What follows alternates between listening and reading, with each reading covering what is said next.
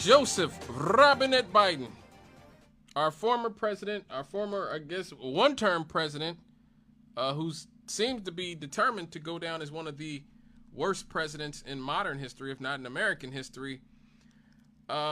He did not leave office without some consequential decisions of his own.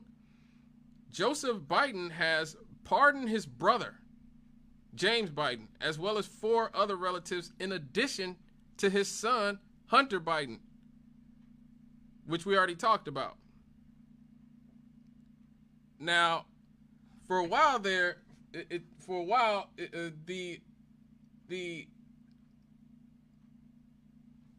mainstream corporate media said that if Donald Trump pardoned himself or pardoned his family members, or that if a president did that, it was an admission of guilt. It's an admission of guilt when you pardon your family, or when you pardon people. It's an admission of guilt. They said that Trump was going to do that for his old family when he was in office the first time. He did not.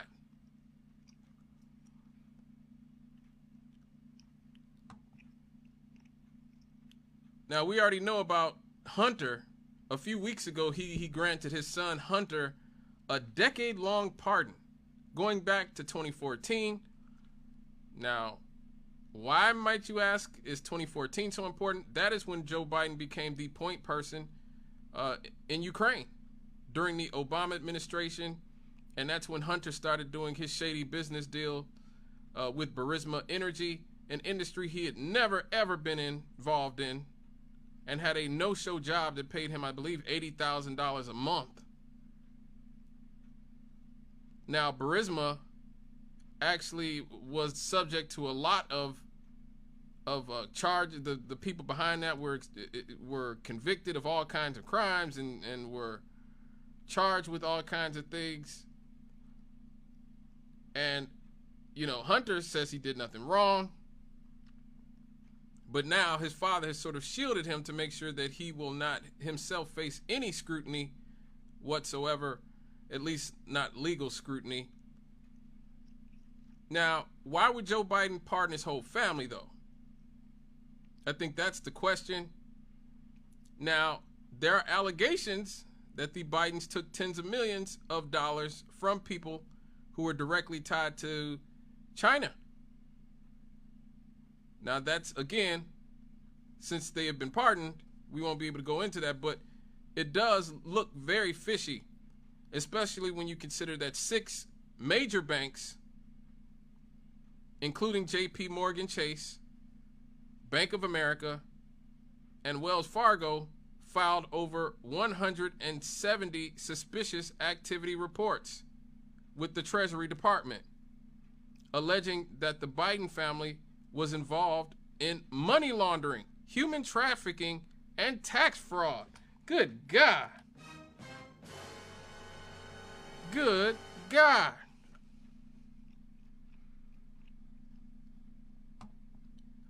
Congressional investigations had uncovered that foreign funds from Russia, from China, and Ukraine were funneled through 20 Biden-linked shell companies before being distributed to 9 Biden family members, including a grandchild.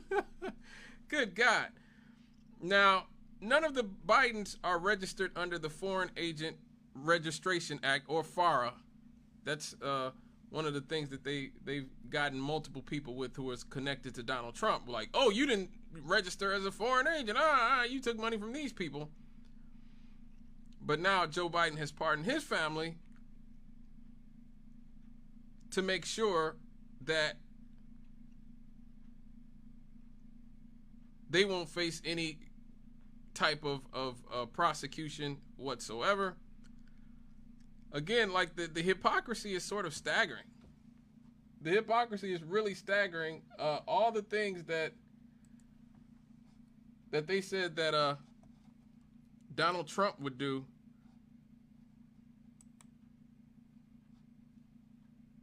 Joe Biden has done.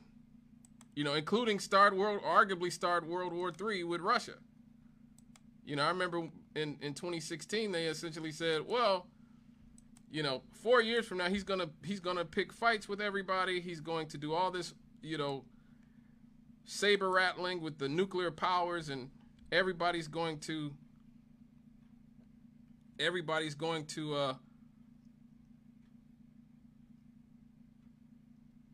be in imminent danger after Donald Trump is president, because he's going to pick all these fights with all these people. And that just did not happen.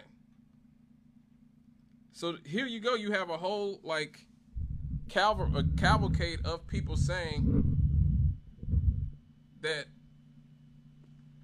pardoning yourself or your family is in itself hypocrisy. Have you ever heard of somebody getting a preemptive pardon who was innocent of all crime? Who's just an innocent person? Have you ever heard of that? Just somebody getting a blanket pardon and they're an innocent person? But no, it's the president's own family. It's people that have been covering up for the president in addition to his own family. Is there an innocent explanation for someone to seek preemptive pardons for family members? Would you do that if you knew you were innocent and just worried about outside forces? The answer to that is going to be no. If you haven't done anything wrong, you sit there and go, what do you need a preemptive pardon for? If he pardons people preemptively, he's essentially telling the public that these people have committed crimes. And we may not be aware of what they are, but the pardon is clear evidence that crimes have been committed. I imagine if he decides to issue these preemptive pardons, it will be cast in a way that he's protecting his family and protecting their reputations from, you know, villainous exterior forces that are against him. First off, we should just take a deep breath and acknowledge the audacity of a president who's so clearly concerned about his own criminal culpability and that of his family members that pardons are a major obsession with him. The idea of a kind of prospective pardon, this sort of permanent federal get-out-of-jail-free card, that seems to be what we're talking about in the case of this, right, with Giuliani and his 3 eldest children who, as far as we know, have not been convicted of a crime. Maybe they've committed a lot, and they don't want to face action. I don't know. It's weird. I wouldn't ask for a pardon. I don't think I deserve one because I don't think I've done anything criminal. But, like, where does that come from, that concept that you can just kind of wave your magic pardon wand? We have Tish James. We have Xavier Becerra. Mimi Roca is literally my DA in my town. There will be opportunities to prosecute these people regardless if they abuse the pardon power as they are thinking. Hopefully, Ellie, there will be a skyfall on this entire crime family, and there will be another day for them to die. The president does indeed pardon, let's say, Rudy Giuliani or any members of his family. Would you see that, and I asked Preet Bharara this question, as essentially an admission of guilt? Oh, I certainly would view it that way. I think millions of Americans would view it that way. If there was no belief in criminality, why would he think a pardon was necessary? CNN has learned President Biden will pardon his son Hunter Biden. So there you go. Much of the media spent much of the last decade or so saying that Trump was going to pardon all of his family. He was going to pardon everybody around him. And to do that so was to essentially acknowledge that everybody around him were criminals. Now we have Joe Biden, who's pardoned his son, his brother, all of his family members. Another one of his pardons is Dr. Fauci. Now, you guys know how I feel about Dr. Fauci if you listen to the show whatsoever. He definitely told a lot of mistruths and half-truths and did a lot of scheming, including hiding the origins of the virus. Back in 2020, they were literally telling people that if you thought it came from a lab, you were racist. Because Dr. Fauci was funding gain-of-function research in Wuhan at the Wuhan Institute of Virology.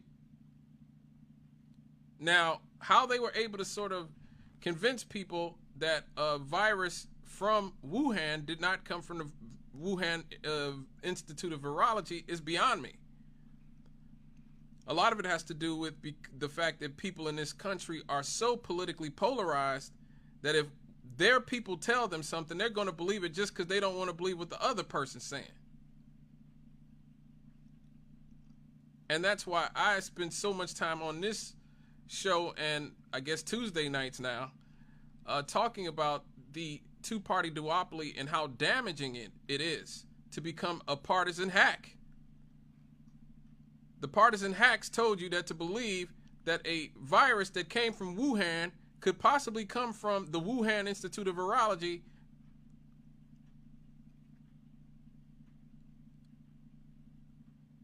is ridiculous. They told you that. They told you, oh my God, it couldn't have possibly come from the Wuhan Institute of Virology. It came from a wet market.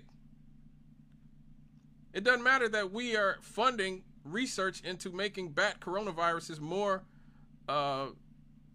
effective and more transmissible and deadlier. Doesn't matter that we've been doing all kinds of experiments on that. What matters is that the Wuhan Institute of Virology, yeah, that's what it is. That's the ticket. The wet market. Don't think about the Wuhan Institute of Virology that we're funding. Think about the wet market. I mean, come on, man. And then he told us at first not to wear masks. You know, he told us, oh man, wearing masks is the worst. You can't wear masks. You can't wear masks. What are you doing? Then he went back on that and said, well, if you're not wearing masks, then you're killing grandma. And so that's when I started to get suspicious, because at first I was all like, well, he said don't wear a mask, so I told people not to wear a mask. Then he said, well, I was not telling the truth about that.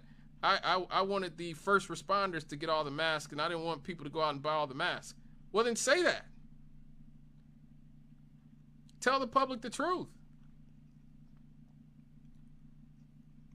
And so now Fauci's got a 10-year pardon for everything going back to the year 2014. Himself, why would he even need a 10-year pardon? Unless they were doing some really bad things during the late Obama era, early Trump era, that we just don't know about.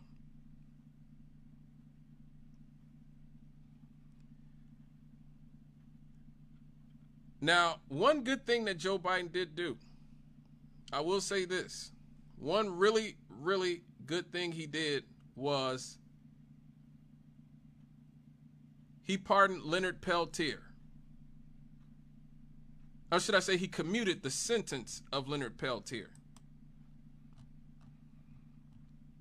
Now, who was Leonard Peltier? Leonard Peltier was a leader in the American Indian movement who was railroaded and convicted of a murder of 2 FBI agents in 1975.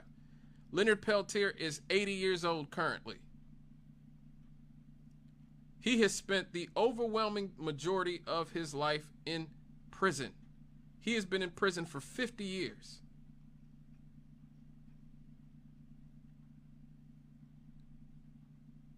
So his sentence was commuted to indefinite house arrest by President Joe Biden.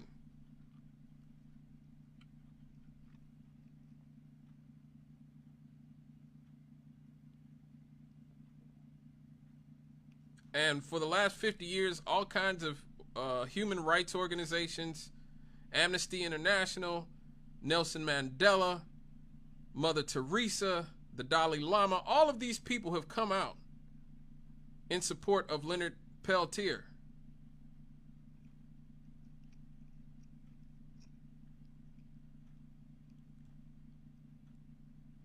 So that is a good thing, though I do wonder why he just didn't do this when he first got in office. I mean, Donald Trump just pardoned all the January 6th protesters on his first day. If Biden was serious, he could have just pardoned Leonard Peltier his first day in office instead of making him sit behind bars for another 4 years till he's 80 years old. The man is in horrific health condition currently. He does not have that much longer to live. It's unfortunate to say.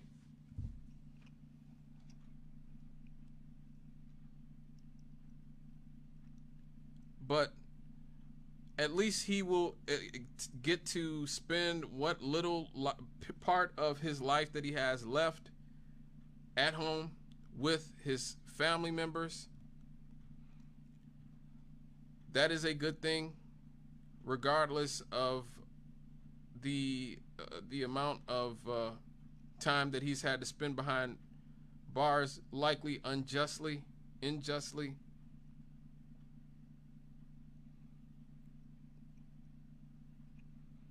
So he will spend his time at home on a reservation in Belcourt, North Dakota. So that is what his son has said. His sister hopes he will stay with her because she wants to care for him. But at least he will have some place to stay where he will be surrounded by people who love and care about him. You know, in his last years of life. So that is a good thing. We didn't get the pardon for Julian Assange or for Edward Snowden. A lot of us were hoping that he would pardon Edward Snowden. He did not. Mostly, I think, because Biden was a part of the administration who wants to put him in jail, the Obama administration, for exposing that our government literally spies on us in everything we do. And not only that, spies on our allies as well. And then the head of the NSA, James Clapper, just got on TV and lied and said that they didn't. Snowden exposed that they didn't, and so they will never forgive him for that. So he's just gonna have to apparently stay in Russia a little bit longer. Hopefully Donald Trump will pardon Edward Snowden and Julian Assange as well. All right, folks, when we get back, we're going to get into Donald Trump and his extremely eventful week. First week in office. We'll be right back after these.